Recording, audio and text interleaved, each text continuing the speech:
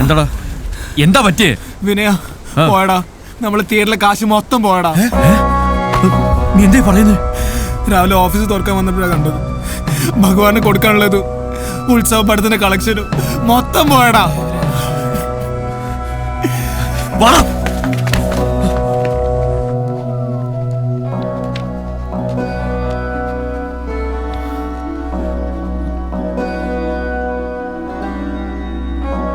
ഇതറിയാവുന്ന ആരോ ആണ്. ഇവിടെ കയറി ഇങ്ങനെയൊക്കെ ചെയ്യണമെങ്കിൽ അത് അറിയുന്നവൻ തന്നെ ആയിരിക്കണം. മാധവൻ നായർ ഒരു പരാതി എഴുതി സ്റ്റേഷനിലേക്ക് വാ. സാർ എങ്ങനെയെങ്കിലും ഈ കാശ് കണ്ടുപിടിച്ചത്. ഈ ടോക്കീസിലേക്ക് ഞാനില്ല. നിങ്ങൾ വേവലാതിപ്പെടാതിരിക്കൂ, നമുക്ക് നോക്കാം. സാറേ, ഇവിടെ അടുത്ത് 2-3 വീടുകളിൽ കയറി, പിന്നെ എന്റെ കടയിലും കയറി. ഈ സുഗുണന്റെ മാലയും പൊട്ടിച്ചോണ്ട് ഓടി. അത് ശരി, ഇത്രയും പ്രശ്നം ഉണ്ടായിട്ടെന്താ ആരും പരാതിപ്പെടാഞ്ഞേ? അല്ല, ഉത്സവം തുടങ്ങിയതോടെ പതിവാ സാറേ. എന്തായാലും ഞങ്ങളൊന്ന് അന്വേഷിക്കട്ടെ.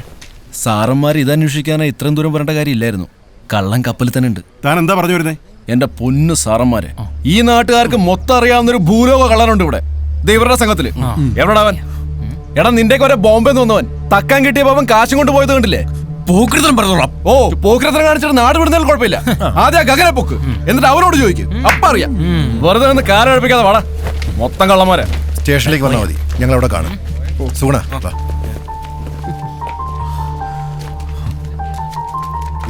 പുറത്തുനിന്നുള്ള ആരാന്നേ ഉത്സവത്തിന് കുറെ എണ്ണ ഇറങ്ങിയിട്ടുണ്ടല്ലോ.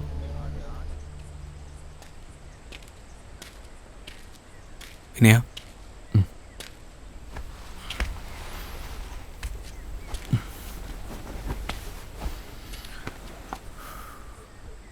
പണ്ടുവരെ തരികിട കാണിച്ച് നടന്നിട്ടുണ്ട്.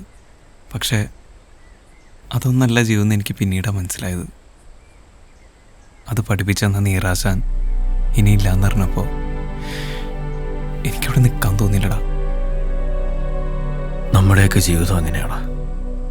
ആർക്ക് എപ്പോൾ എന്താ സംഭവിക്കാന്നറിയില്ല. വള്ളിയും പുള്ളിയും ഒരിക്കൽ തെറ്റാൻ തുടങ്ങിയ പിന്നെ തെറ്റിക്കൊണ്ടേയിരിക്കും.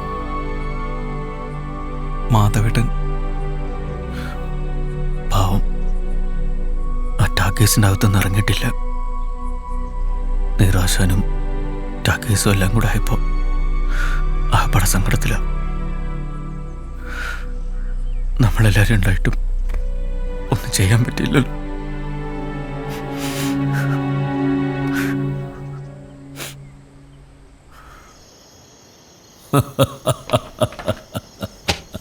ശ്രീദേവി അളിയൻ്റെ ഒരു കാഞ്ഞ ബുദ്ധിയേ. ഞാൻ പറഞ്ഞല്ലോ ഗോവാച്ച, ആ സ്ഥലം കുറച്ച് കഴിയുമ്പോൾ നമ്മുടെ കൈ വന്ന് ചേരുന്നു. ശരിയാളിയാ, ഇനി എത്ര അവധി കൊടുത്താലും മാധവൻ ആ കണക്ക് തന്നു തീർക്കും തോന്നണില്ല.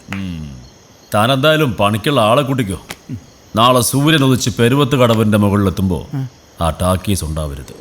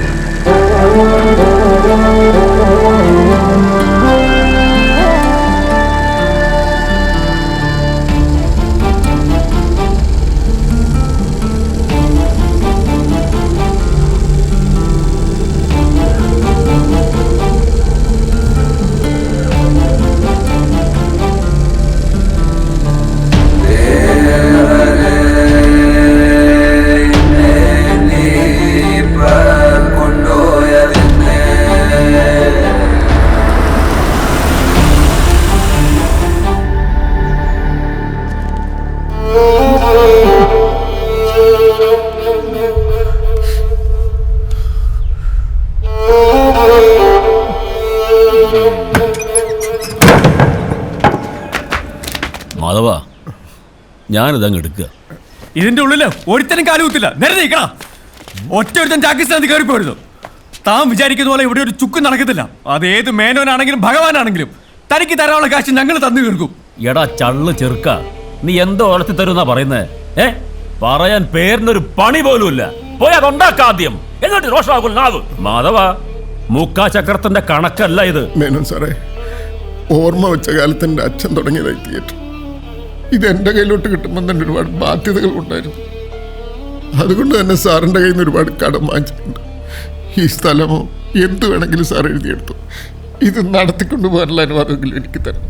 എടോ മാധവ, തന്റെ ചരിത്രം അറിയാനല്ല ഞാൻ വന്നത്. പെരുവത്ത് കടവുകാരെ മുഴുവൻ സിനിമ കാണിച്ച് പുണ്യാളനാവാൻ ഞാൻ ഉദ്ദേശിച്ചിട്ടുമില്ല. പിന്നെ ഇതിനകത്തൊന്ന് എന്തുണ്ടാക്കാനാ തന്റെ വിചാരം? ആ ഫിലിം കറക്കുന്ന കുന്ത്രാണ്ടത്ത് നിന്ന് ഉണ്ടാക്കാന്ന് വെച്ചാ 960 ഉണ്ടാക്കിയ ഒരു തുരുമ്പ്.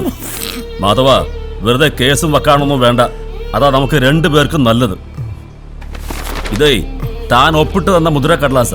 ഇതിൽ ഞാനിത് അങ്ങ് എഴുതി ചേർത്തു. വിനയ, അവരെടുത്തോട്ടെ. നോക്കി നിൽക്കാണ്ട് ചെന്ന് പൊളിക്കണം.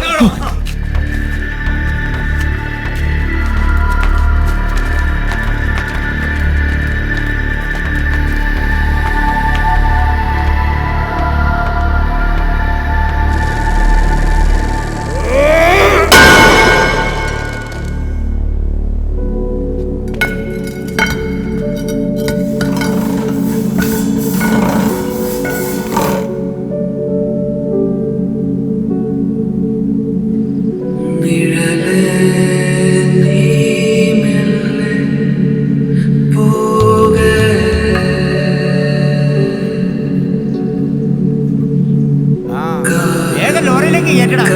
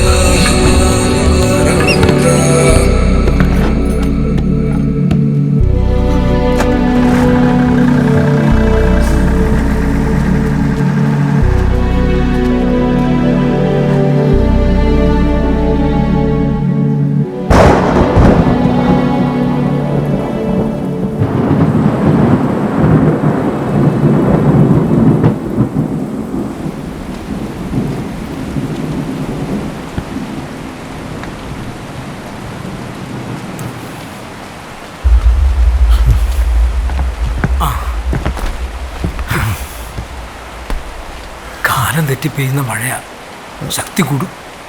പെരുവത്ത് കടവിൽ ഇനി സിനിമയില്ല.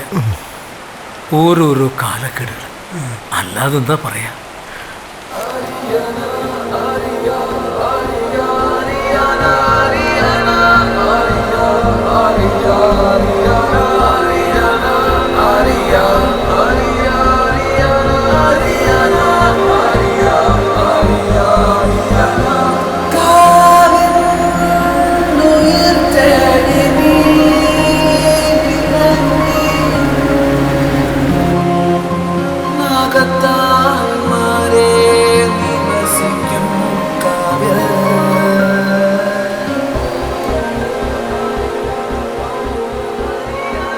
ഞങ്ങളൊക്കെ ഇവിടെ ഉള്ളപ്പോ എങ്ങനെ മാധവേട്ട പോവാൻ പറ്റുന്നത്? പോണോടാ. ഇനി ഇവിടെ നിന്നാല് ഒരു മനപ്രയാസമാണ്. നീറും ടോക്കീസും ഇല്ലാത്ത ഈ പെരുവത്ത് കടവിൽ എനിക്ക് നിൽക്കാൻ പറ്റില്ല. ഇനി ഈ പ്രായത്തിലൊന്നും വെട്ടിപ്പിടിക്കാൻ എനിക്ക് മോഹമില്ല. അതിന് വെട്ടിപ്പിടിക്കണമെന്ന് ആര് പറഞ്ഞു? നമുക്കൊന്നുകൂടെ ശ്രമിച്ചുകൂടെ? ഞങ്ങളെല്ലാവരും ഇല്ലേ കൂടെ? ആഗ്രഹങ്ങളും സ്വപ്നങ്ങളും ഒക്കെ സിനിമയിലും മാത്രമാണ്. അതിൻ്റെ പിന്നാലെ പോയവർക്കൊക്കെ വേദന മാത്രമാണ് ഫലം.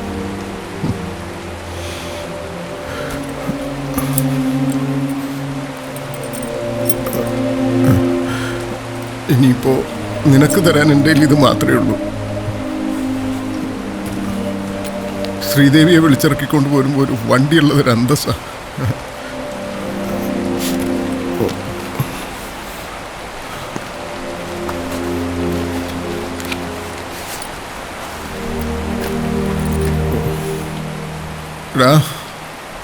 ഇത് വെച്ചു വാങ്ങിക്കടാ. ഇത് വെച്ചിട്ട് എന്തെങ്കിലും ഒരു ജീവിതമാർഗം കണ്ടെത്തണം നീ.